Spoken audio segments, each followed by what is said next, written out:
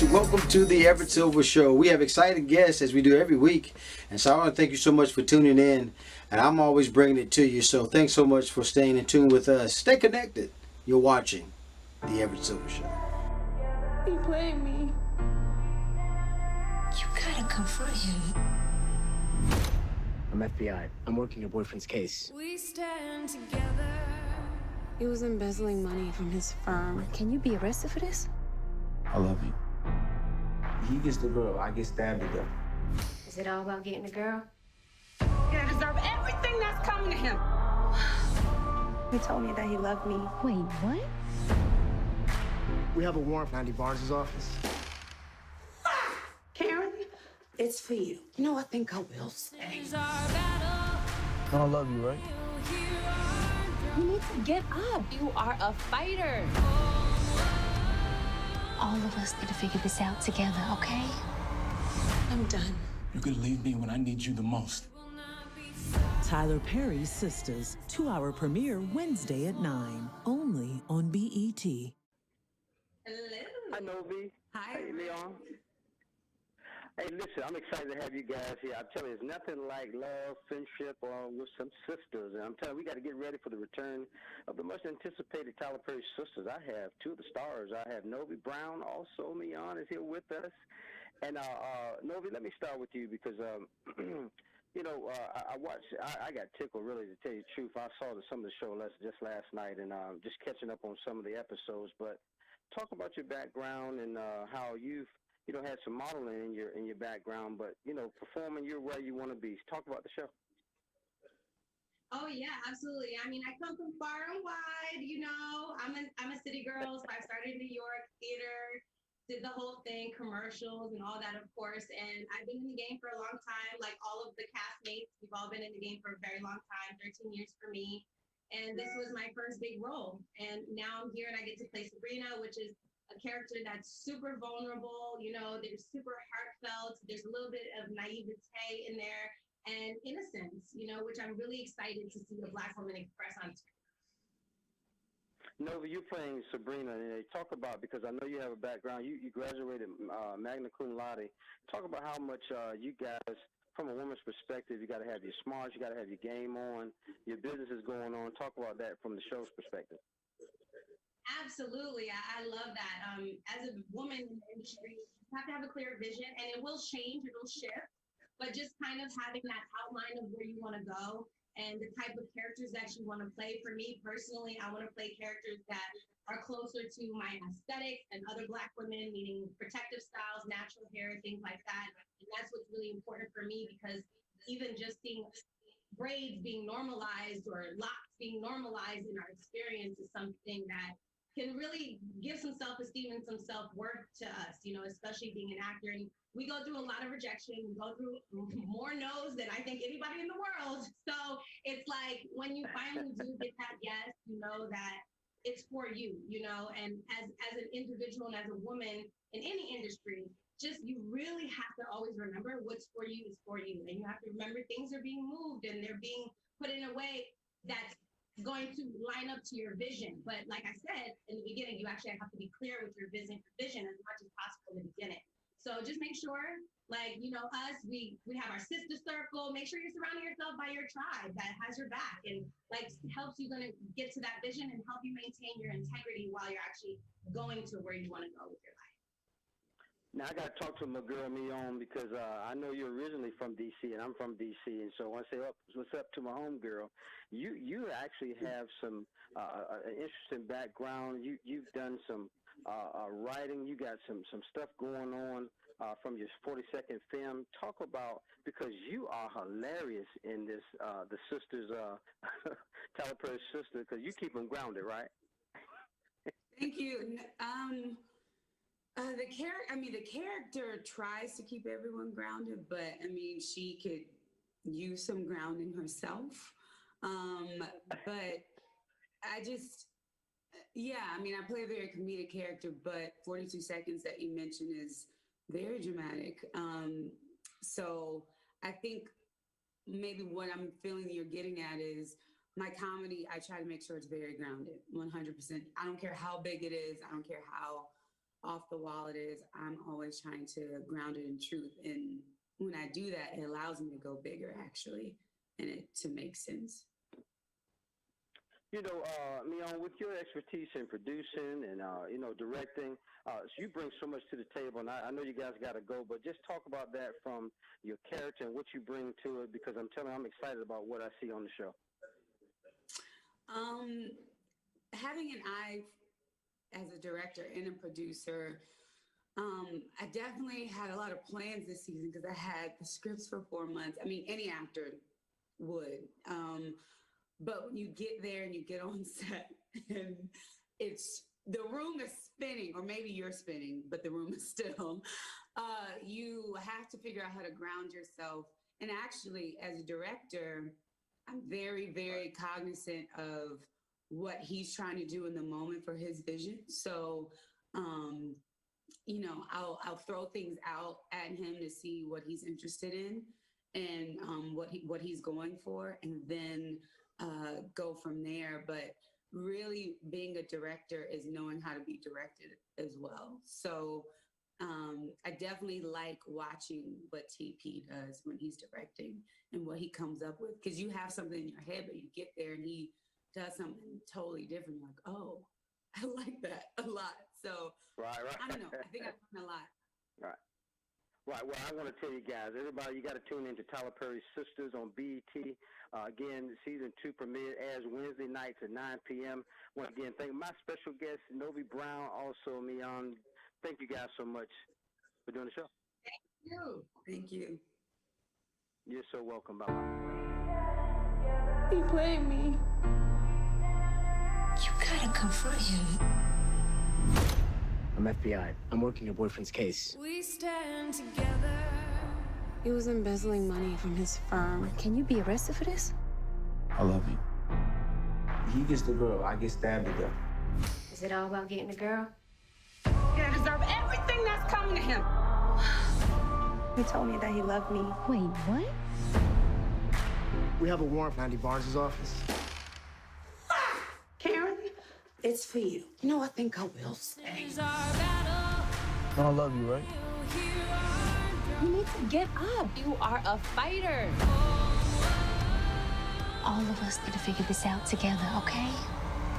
I'm done. You're gonna leave me when I need you the most.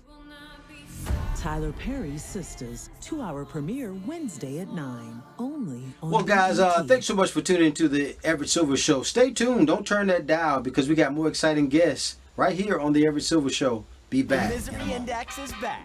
You see your mum on an ad for escorts. Oh! Okay. My mom, I'm so... I'm gonna stand here and have you insult your mother. You got another thing coming!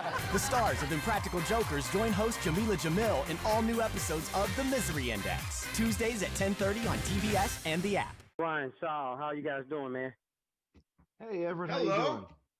Man, first of all, you guys are hilarious, man. I hope we can get through this, man. You guys are funny to me, man.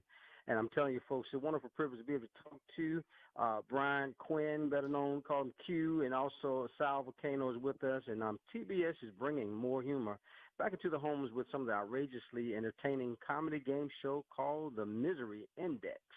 I have two of the stars here. So, Brian, let me start with you, man. Talk about the show. Yeah, the show is a game show where me and my fellow Impractical Jokers are on a panel. It's 2 each to a contestant. And we watch incidents and hear stories and videos of funny yet miserable things that have happened to people. And we have to help advise them, pick on a scale from 1 to 100 how miserable that event is. And then they had psychiatrists watch those same events and give their number. And then whoever gets closest to the psychiatrist's number wins some money and moves on to the next round. And it's hosted by Jamila Jamil, who does an excellent job of kind of wrangling in all our crazy nonsense the entire show. So that's it. It's really just us weighing in on miserable stuff and giving our opinion and making fun of each other. It's a lot of fun. Now, Sal, talk about, man, how do you guys, man, you talk about your backgrounds being comedians, and, man, you guys, you know, my mind goes back to the Impractical Jokers, where you guys are tearing each other up, man. How much is it to keep a straight face, man? Oh, man, I'm the wrong guy for that. Yeah, I has he can't ever hold in. had a straight face? This guy.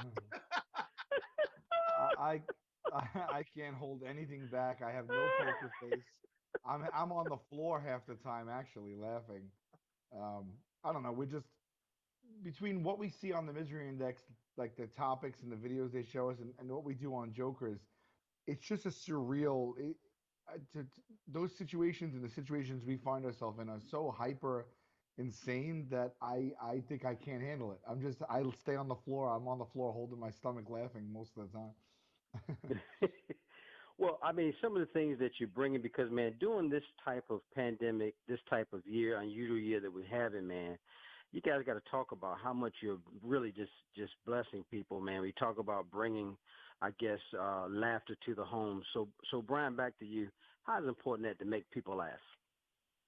Well, I think that just speaking as a thing that things that I'm a fan of that make me laugh and make me enjoy it. Like, man, it's nice to be able to just tune in and not think about anything for a little bit and just laugh and not worry about anything. Like, that's what we're actually ahead of the curve, I think, Sal. See if you would agree with this. Is like, we've always strove to make our comedy as broad and accessible and as basically mindless yet funny as possible.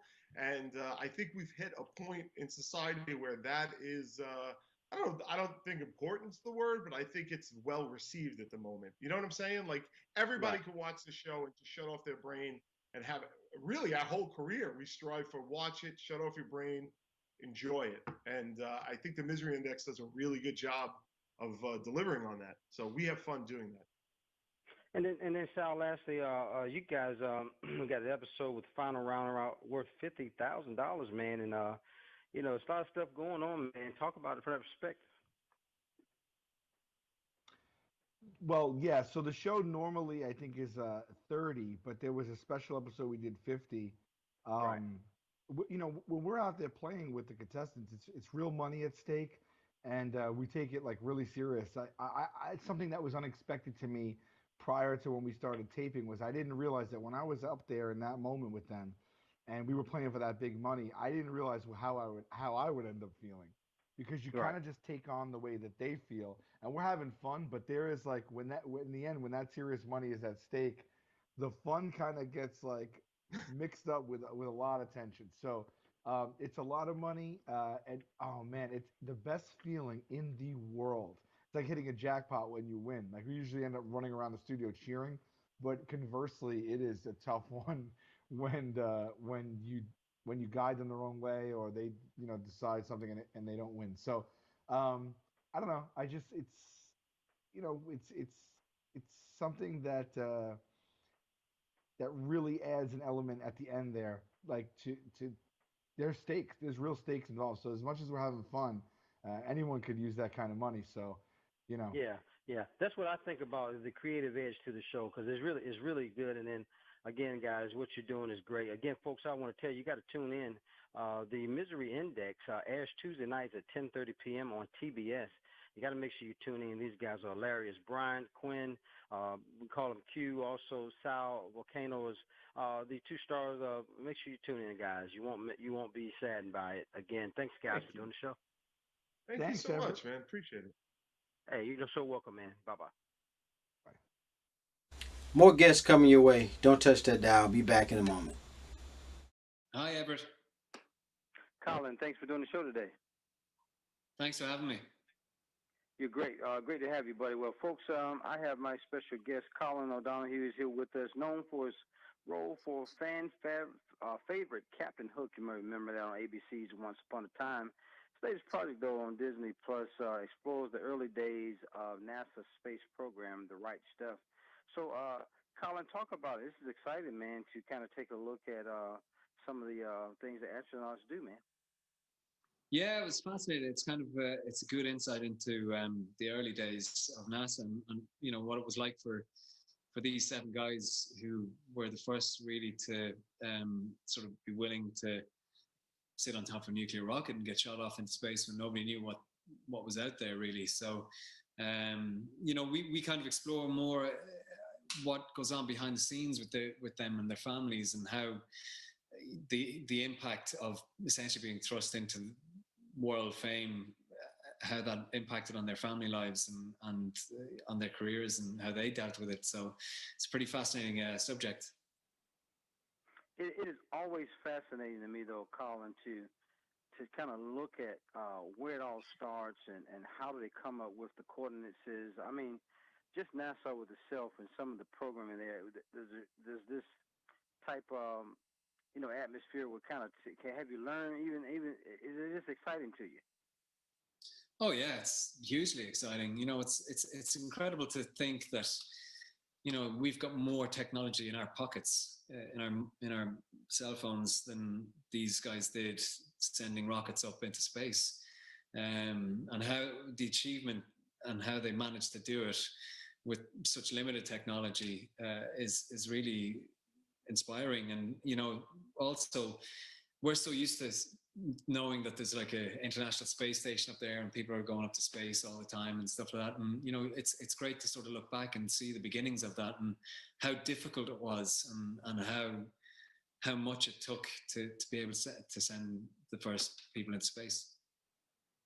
Now, Colin, looking a little bit about your background, you have some hit series and things. Once Upon a Time, I mentioned, also Fairy Tale in New York. Starring roles that you have. What made you get involved in something like this? The script for this was one of the best scripts I've ever read. Simply, it was incredible. I'd read the book before and I'd seen the movie. I knew the story, and it's just such an inspirational story.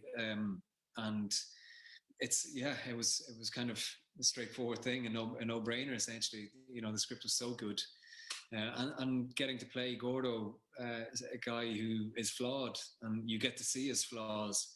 I always think it's really fascinating to see our heroes and know that they're regular human beings, that they have flaws just like us.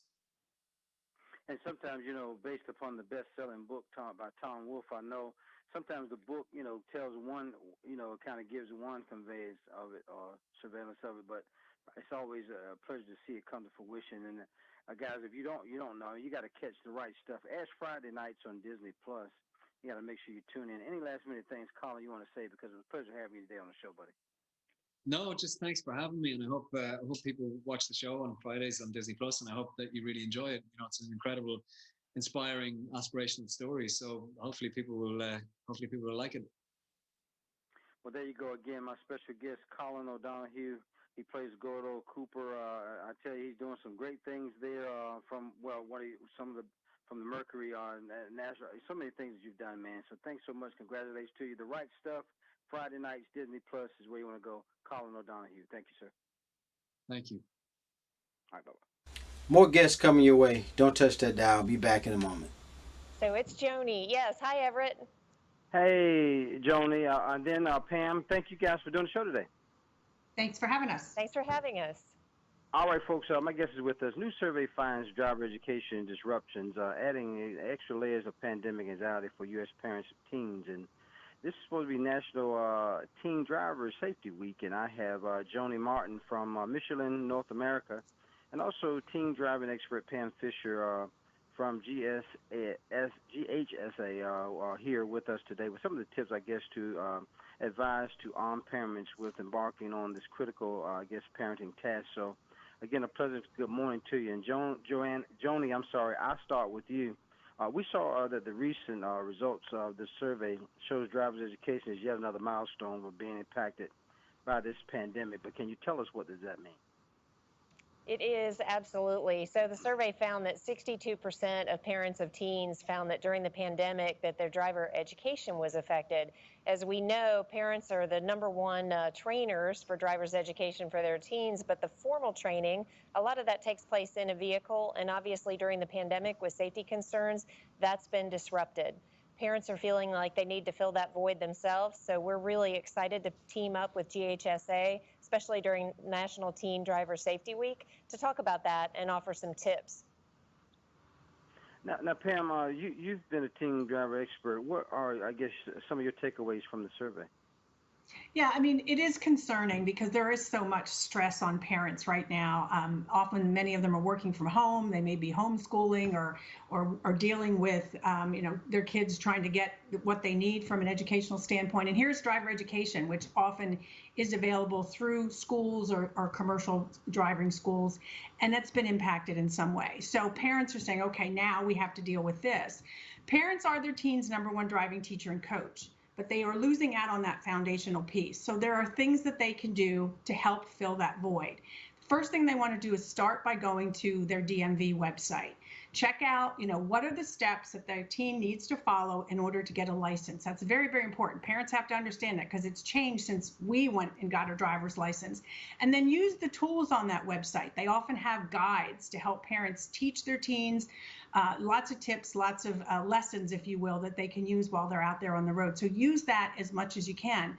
Then when you're ready to get out there and start driving with your teen, make sure the vehicle is road ready. This is really important. And it also reinforces for your teen the fact that as a driver, it is their responsibility to make sure their vehicle is safe before they go out on the road. And this should happen all the time when teens are getting behind the wheel. Check that vehicle, including the tires, which are vitally important.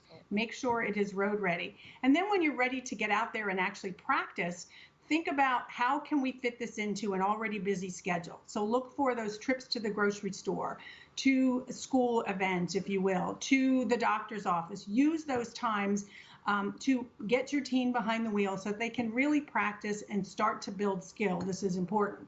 But the final thing I want to mention is it's okay to wait. If you're finding that the pandemic has put just so much pressure on your time, on your finances, then it's okay to wait and say to your teen, we're gonna have to wait. We're not gonna be able to let you get licensed. The state may say 16 or 16 and a half, but we need to put more time into this before it's time for you to go take that driving test. And that's okay. We don't want to rush into this. The more time we can spend with our teen practicing, helping them build skill, the safer they're going to be in the long run. Well, I got to tell you, the reason I took this interview is because, one of the reasons is that, I have a 16-year-old in the state of North Carolina. Even right now, facing this pandemic and some of the issues that's going on, guys, she can only get her permit. She has to wait a whole year to get the license. So it has been a strain on us. And so, and I wanted to make that mention. And then, Joanie, is there anything else that you want to say? Because I know the survey is showing some things that are gaps. We are being affected as parents. Absolutely. So certainly tires play a crucial role in road safety, and this survey did confirm that we have some gaps to close as far as maintaining our tires. So one thing was that more than half of parents reported not teaching their teens about tire tread depth, and it's actually a very easy test to do. You take a penny. I don't know what else we're doing with our pennies these days, but certainly we can take that penny, turn it upside down, and test the tread depth. It's very easy. If we can see Lincoln's head, then it means that tread depth is low, which can be dangerous, and it's time to start looking into replacing those tires. 35% of parents, as reported in the survey, have not taught their teen how to check the air pressure, and that's another just critical safety feature, both for the performance as far as the braking, the performance of the vehicle, as well as fuel economy. And what I'm hoping, because I do also have I've got a 7-month countdown until my son is getting his permit and he's on the road. I know I can get his attention when I talk about fuel economy because we're planning on making him pay for his gas. So that's another element of maintaining that proper air pressure that's really important and should be able to get the teens' attention on that topic. Well, guys, there's so much vital information, and where do we go to get it? So parents and teens who are looking for more information can go to www.beyondthedrivingtest.com. I want to again thank Joanie Martin, Michelin North America, and also teen driving expert Pam Fischer. Thank you guys for doing the show. Thank you for Thanks having so much us. for having us. You're so welcome. Bye-bye.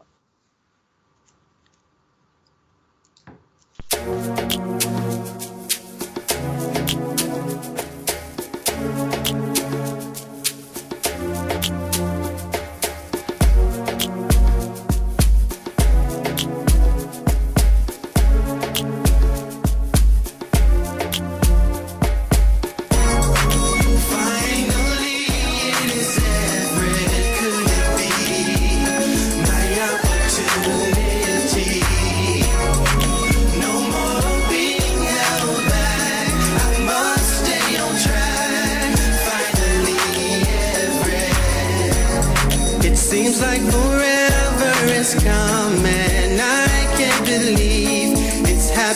came to me, wanting to sing it a song all along. I know it's in me.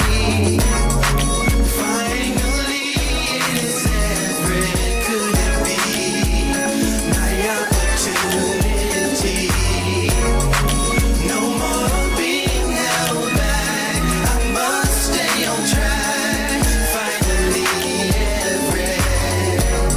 I sat back and watched every